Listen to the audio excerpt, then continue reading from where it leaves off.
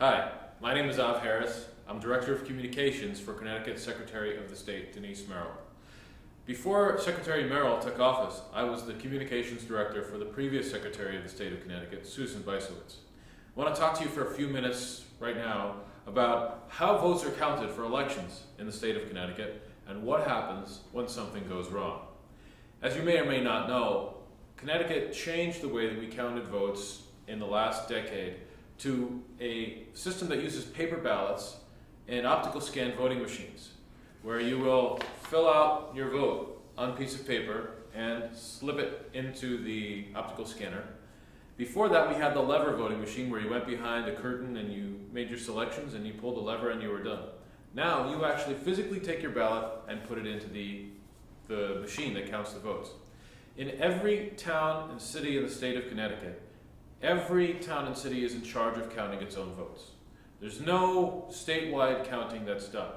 What happens is that every polling place is run by somebody called a moderator. And each moderator, when the polling hours are finished at 8 p.m., will shut down the polling place and print out the totals from each machine. And the machines will tell you how many votes each candidate for each office got at that polling place. The moderator then takes that report and brings it to the town or city hall. And then the head moderator, who is in charge of all the people running the polling places in a city or town, will take all of the moderator's reports and put them into one report that's called the head moderator's report. It looks like this. This is a head moderator's report for the city of Bridgeport. And I'll tell you why it's the city of Bridgeport's head moderator's report in just a minute. But every city and state in the state of Connecticut, every city and town in the state of Connecticut sends its head moderator's report to the Secretary of the State's office. We then take those totals that are gathered in each of the municipalities, and for a statewide race, we add up the totals and we report those to the public. That's the Secretary of the State's job. Now I'm going to talk about when something went wrong, and it did. On November 2nd, 2010, the city of Bridgeport ran out of ballots on election day in some polling precincts.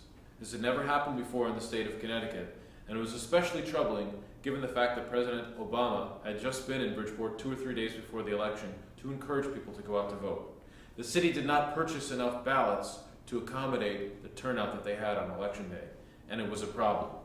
We ended up having to go and get an emergency court order to keep the polling places open for another 2 hours because people were waiting so long in lines at the polls that they decided to go home. So people were turned away from the polls on election day, and that should never happen in the state of Connecticut. Here is a photograph in the newspaper of myself and then Secretary of the State, Susan Bysiewicz, explaining to reporters at 8 o'clock p.m. as polls were closing all over the state why in the city of Bridgeport we needed to keep the polls open another 2 hours so that people who didn't get a chance to vote when they should have earlier in the day could go back to the polls and cast a ballot. The race for governor that year was very close between Democrat Dannel Malloy and Republican Tom Foley. The difference of a few thousand votes would decide the outcome of the election, but the largest city in the state of Connecticut, a heavily Democratic city, did not have its results in for a few days because of the problem of not having enough ballots on election day. And because the results from this city were delayed, the outcome of the governor's race hung in the balance. We could not tally up the totals until we had the head moderator's return from the city of Bridgeport. We waited for a few days. Here's a photograph on the front page of the Hartford Courant telling us that we were still waiting for the numbers from Bridgeport. We finally got the final numbers from Bridgeport on Friday, November 5th, 3 days after the election. That put Democrat Dannel Malloy over the top, beating the Republican Tom Foley by about 5,000 votes. This is the actual return from the city of Bridgeport that shows Malloy getting about 17,000 votes to Foley getting about 4,100 votes in the city of Bridgeport. That made the difference in the governor's race in the state of Connecticut.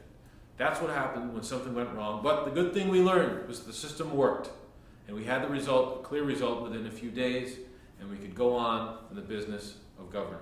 Thank you very much. I'm Av Harris, Communications Director with the Secretary of the State's office. I hope you learn a little something about how votes are counted and what happens when something goes wrong.